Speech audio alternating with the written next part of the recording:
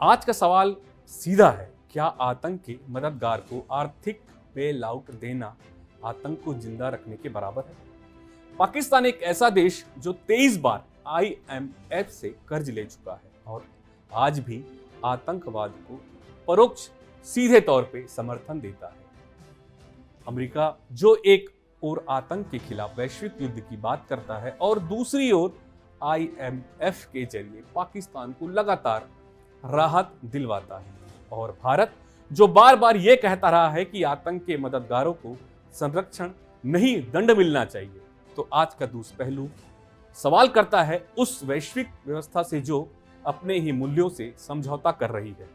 पाकिस्तान अब तक 23 बार आईएमएफ से कर्ज ले चुका है। हर बार यही कहानी, अर्थव्यवस्था चरमराई, बेल आउट मिला, वादे किए, शर्तें तोड़ी और फिर अगला संकट। 2023 में आईएमएफ ने फिर बेल आउट दिया, लगभग $3 मिलियन। शर्तें थी टैक्स बढ़ाना, घाटा कम करना, सब्सिडी हटाना। लेकिन क्या ये पैसे उन योजनाओं में जा रहे हैं या फिर सैन्य बजट, आतंकी नेटवर्क और राजनीतिक पीआर में? हर बार आईएमएफ की शर्तों को कागज पर मानकर पाकिस्तान जमीनी स्तर पर उन्हें तोड़ता है। वहीं अंतर्राष्ट्रीय मुद्रा कोष आईएमएफ को अपनी फंडिंग के तरीके में बदलाव करने की जरूरत है। विशेषज्ञों ने यह बात कही। उन्होंने यह भी कहा कि देशों को पैसा देने की शर्तों पर विचार करना चाहिए। यह बात पाकिस्तान को भारत के साथ चल रहे वर्तमान संघर्ष के बीच नए लोन मिलने के एक दिन बाद कही गई। वहीं भारत ने आईएमएफ को बताया कि पाकिस्तान को 1989 से 35 सालों में आईएमएफ से पैसा मिला है।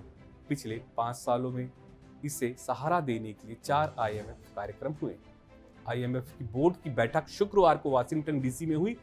इसमें पाकिस्तान को $1 बिलियन का एक विस्तारित फंड सुविधा ऋण कार्यक्रम मंजूर किया गया। इसमें जलवायु परिवर्तन से निपटने के लिए $1.4 बिलियन की क्रेडिट लाइन भी मंजूर की। भारत ने बोर्ड की बैठक में वोटिंग नहीं की। उसने ऐसे बेल आउट को प्रभावशीलता पर चिंता जताई और राज्य प्रायोजित सीमा पर आतंकवाद के लिए धन के दुरुपयोग की संभावना को लेकर प्रश्न भी खड़े किए।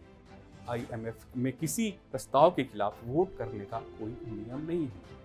कोई देश या तो पक्ष में वोट कर सकता है या वोटिंग से दूर रह सकता है। वहीं एक तरफ FATF ने खुद माना पाकिस्तान की जमीन से आतंकी गतिविधियां होती हैं। हाफिज सईद, मसूद अजहर, लश्कर-ए तैयबा जैसे जैश-ए-मोहम्मद, इन संगठनों को संरक्षण मिला है। भारत, अफगानिस्तान और खुद अमेरिका इन हमलों के भुगतान। तो फिर सवाल ये है, आईएमएफ की फंडिंग का पैसा कहां जा रहा है? क्या आईएमएफ कभी ये सुनिश्चित करता है कि उसके डॉलर स्कूलों, अस्पतालों और इंफ्रास्ट्रक्चर पर खर्च हो रहे हैं या फिर संगठनों को, मदरसों को या खुफिया नेटवर्क पर? अब बात अमेरिका की, उसकी दोहरी नीति की। अमेरिका एक और पाकिस्तान को आतंकी संगठनों पर कार्रवाई के लिए दबाव डालता है और दूसरी ओर आईएमएफ में अमेरिका की वोटिंग पावर सबसे ज्यादा है और वहीं बेल आउट को भी मंजूरी वही दिलाता है। क्यों? क्योंकि पाकिस्तान उसके लिए एक रणनीतिक मोहरा है। अफगानिस्तान, चीन और भारत जैसे मुद्दों पर हर बार जब आईएमएफ कर्ज देने में हिचकता है, अमेरिका पीछे से उसकी राह आसान कर देता है।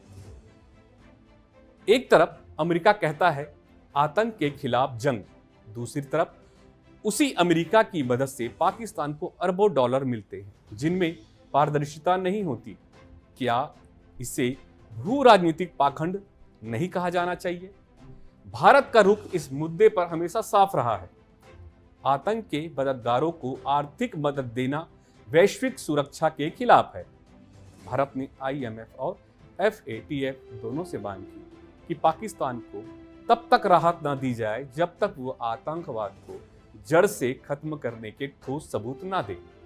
भारत न केवल शब्दों से बल्कि फाइनेंशियल एक्शन प्लानिंग, सरकारों के साथ तालमेल और डिजिटल ट्रैकिंग के जरिए यह दिखा चुका है कि फंडिंग कैसे पारदर्शी हो सकती है। क्या आज की वैश्विक वित्तीय व्यवस्था केवल भू राजनीतिक हितों पर आधारित हो गई है?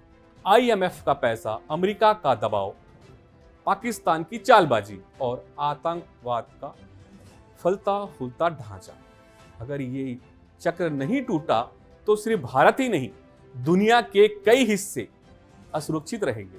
अब दूसरा पहलू यह है, आतंक केवल AK-47 से नहीं चलता, वह डॉलर और बेलआउट से भी जिंदा रहता है।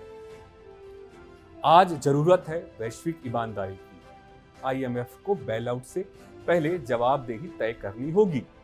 अमेरिका को तय करना होगा क्या वो वाकई आतंक से लड़ना चाहता है या उसका इस्तेमाल। भारत जैसे देश अब कह रहे हैं शब्दों से नहीं, नीतियों से जवाब दो।